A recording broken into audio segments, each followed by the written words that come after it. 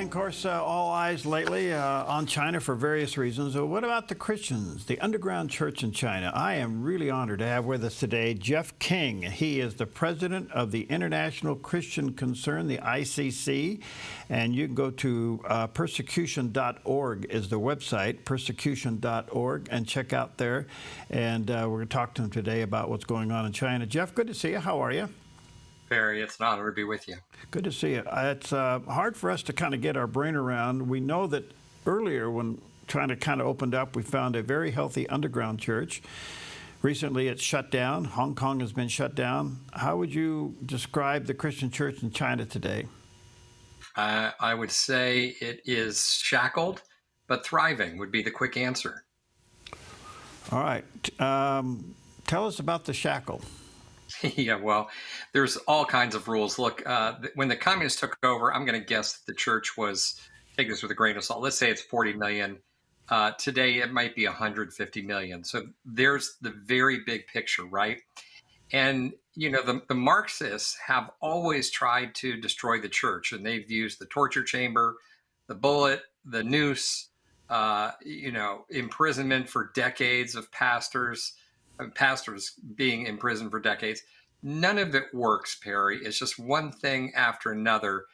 And yet the more they press down, the more the church spreads. And the Marxist leaders can never figure it. There's a new law just passed. It's one in a list of many, that's sending out lots of new restrictions. So sadly, it's a little laughable. It doesn't make life good for Christians. It will not stop the church. So what risk does the Chinese Christian face every day? Yeah, well, they can be, Perry, it's so hard to convey to people what's going on in China in terms of security. So all of China you're being filmed constantly. You're being monitored constantly through closed circuit TV, no matter where you go, as well as on your phone. And so there's complete total surveillance. All this surveillance feeds into a massive database like we've never seen before.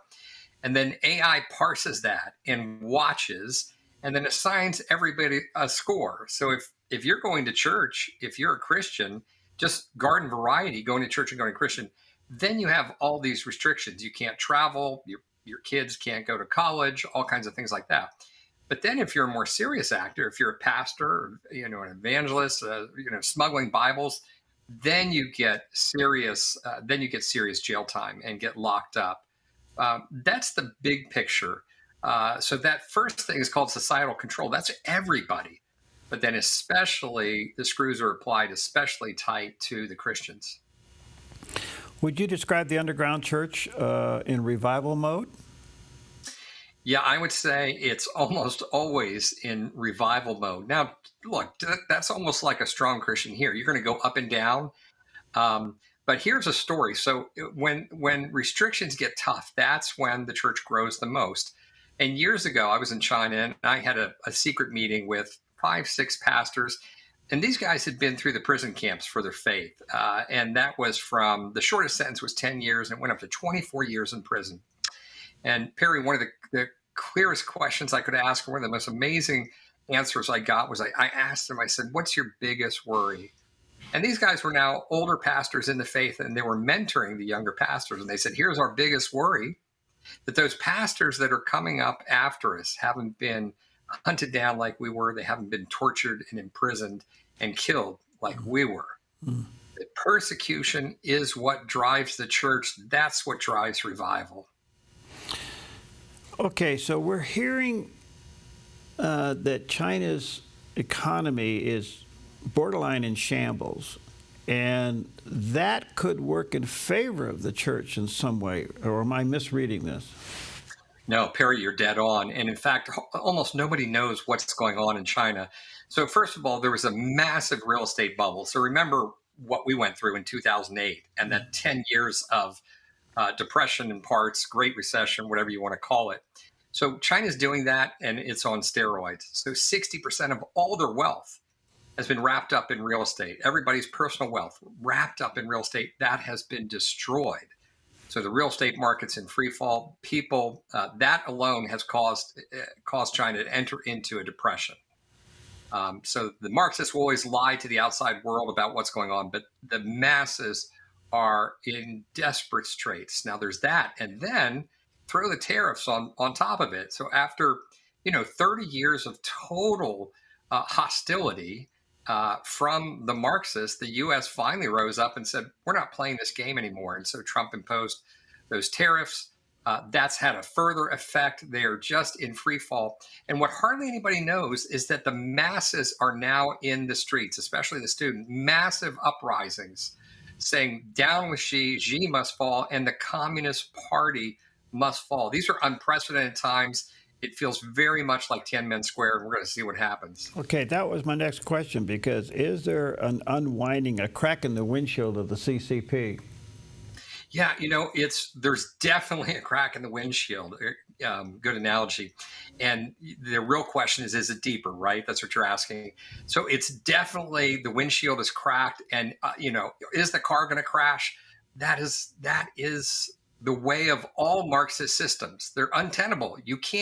They can't live forever, because the only way they survive is by bullet and blade and noose and the torture chamber. And that doesn't work. So, as human beings, we have this massive desire for freedom. And the more you strangle people, at first it works. And then over time, they just lose their hope. And then they'll rise up and they say, I don't care if you kill me. We're not doing this anymore. So that's where we're at. And it kind of depends on how much power, how much crackdown will be applied, and will the army go along with it? So I'm really watching this and wondering what's the outcome, because it could be the downfall of the CCP.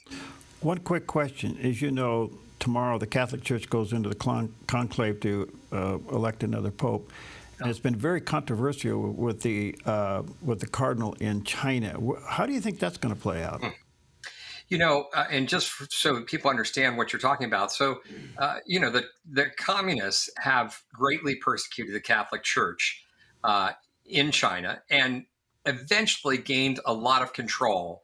So the Vatican signed an agreement and basically gave up a lot of control. And I think looking to the long term, they said, look, the church is going to survive. They know that. They've done this for a couple thousand years.